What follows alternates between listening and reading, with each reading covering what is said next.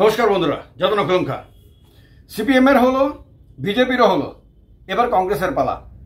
এবার কংগ্রেসের সামনে অগ্নি পরীক্ষা, চ্যালেঞ্জ এবার কংগ্রেসের সামনে, প্রদেশ কংগ্রেসের সামনে। আগামীকালকে কংগ্রেসের জনসভা।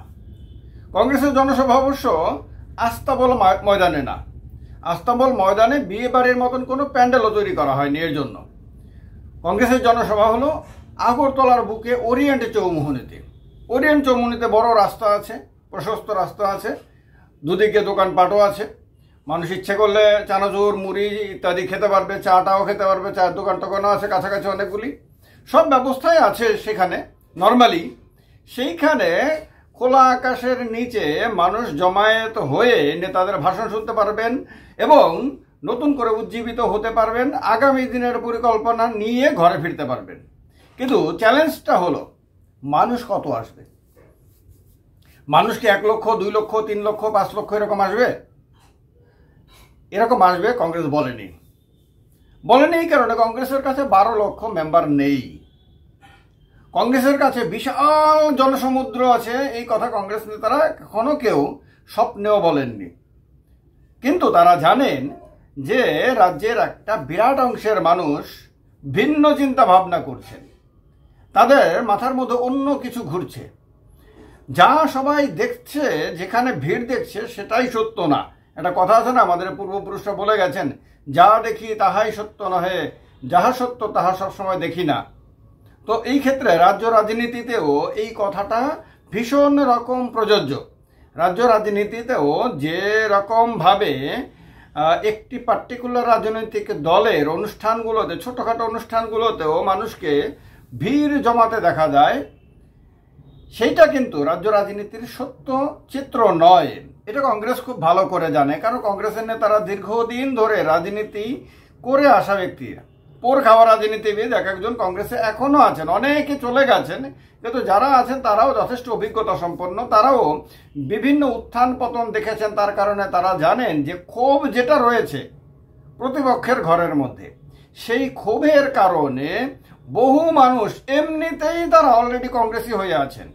অনেকে আগে কংগ্রেসি ছিলেন, মাঝখানে অন্য পার্টি হয়েছেন, এখন আবার মনে মনে কংগ্রেসি হয়ে আছেন।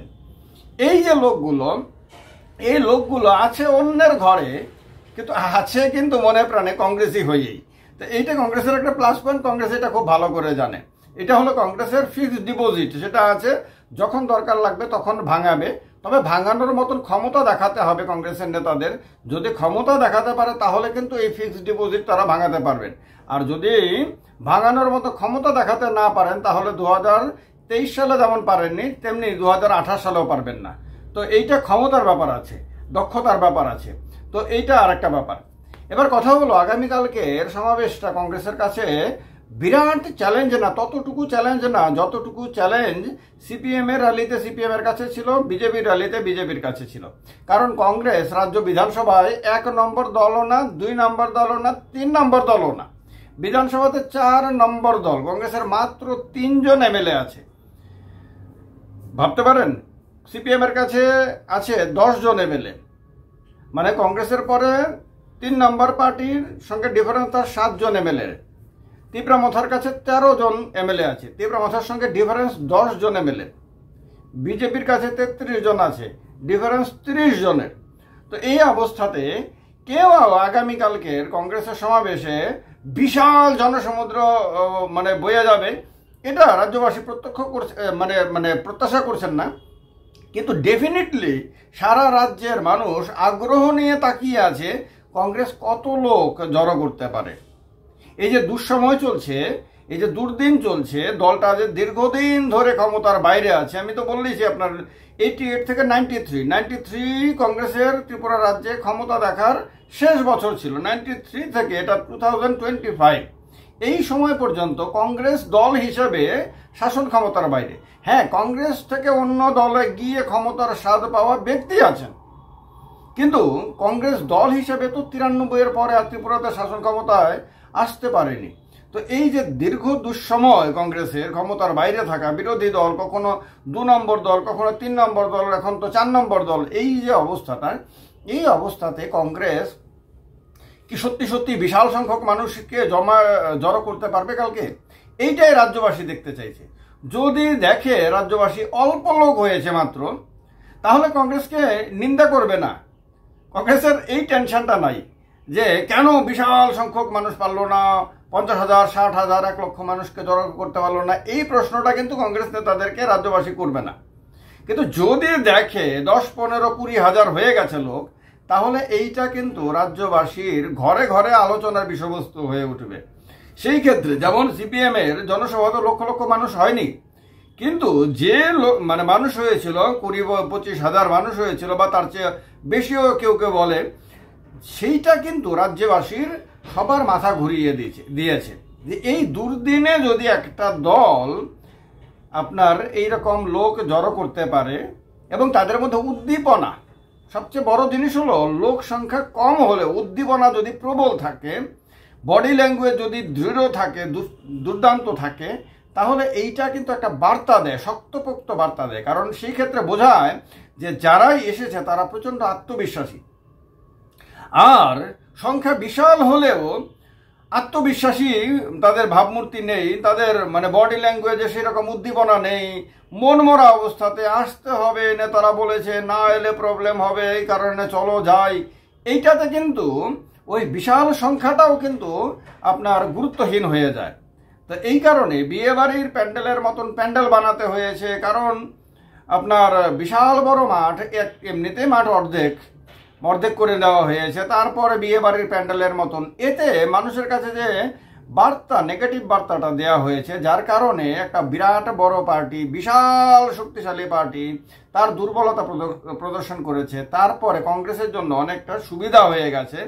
কিন্তু কংগ্রেস আগামীকালকে যদি সত্যি সত্যি ভিড় জমিয়ে দিতে পারে ওরিয়েন্ট চৌমুহনীতে, তাহলে ওরিয়েন্ট চৌমুহনী থেকে সেই বার্তা কিন্তু একেবারে ধর্মনগরের কদমতলী পর্যন্ত যাবে, ওইদিকে সাবরুম পর্যন্ত চলে যাবে, গন্ডাছড়া পর্যন্ত চলে যাবে, ওইদিকে রতনলালনাথের মোহনপুর পর্যন্ত চলে যাবে, সর্বত্রই কিন্তু বার্তা চলে যাবে, ওইদিকে কাঞ্চনপুর পর্যন্ত, ওইদিকে কৈলাসহর পর্যন্ত, সর্বত্রই বার্তা চলে যাবে, ঘুরে দাঁড়ানোর বার্তা চলে যাবে।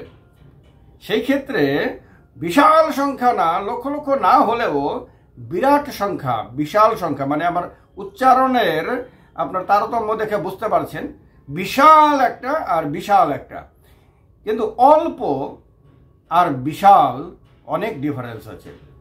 কালকে যদি কংগ্রেস বিশাল একটা সমাবেশ করতে পারে, তাহলে কিন্তু কংগ্রেস ঘুরে দাঁড়ানোর বার্তা দিতে পারে। সেই ক্ষেত্রে বিজেপিতে যাওয়া যে কংগ্রেস কর্মীরা উসফিস করছে, তাদের কিন্তু সিদ্ধান্ত নিতে সেই ক্ষেত্রে সাহায্য হবে।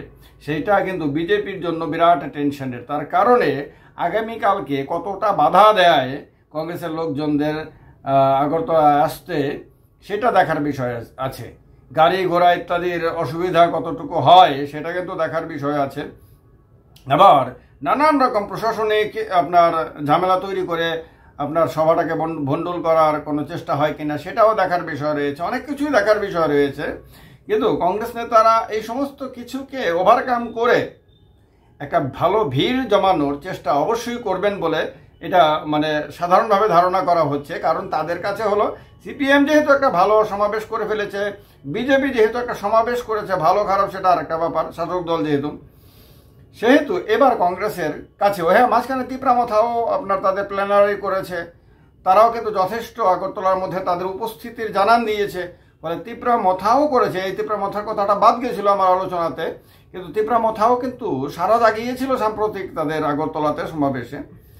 সেই অবস্থাতে প্ল্যানারিতে সেই অবস্থাতে কংগ্রেসের কাছে কিন্তু এটা চ্যালেঞ্জ, কংগ্রেসের ঘুরে দাঁড়ানোর চ্যালেঞ্জ।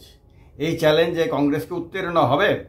কংগ্রেস কি পাশ করতে পারবে এই অগ্নি পরীক্ষায়? কি মনে হয় আপনাদের? যদি মনে হয় যে হ্যাঁ সত্যি সত্যিই পারবে, তাহলে সেটাও জানাবেন। আর যদি মনে হয় যে এটা পারবে না, তাহলে সেটাও আপনারা স্বাধীনভাবেই লিখবেন। তবে ডেফিনেটলি আগামীকালকের সমাবেশের দিকে রাজ্যবাসীর দৃষ্টি ভীষণ রকমভাবে নিক্ষিপ্ত থাকবে।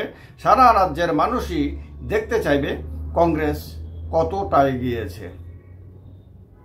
জানাবেন সমস্ত কিছু। আর ভিডিওটা ভালো লাগলে লাইক এবং শেয়ার অবশ্যই করবেন, কমেন্ট করে তো নিজেদের মতামত জানাবেন অবশ্যই। আর ত্রিপুরা পলিটিক্যাল শো চ্যানেলটা যদি এখনও সাবস্ক্রাইব না করে থাকেন, তাহলে এই কাজটা বাকি সমস্ত কাজের আগের কাজ, এটা সবার আগে এই কাজটা করে নিন, এটা ক্লিক করে চ্যানেলটাকে সাবস্ক্রাইব করে নিন। যতটা খুলুম খা, সবাইকে নমস্কার।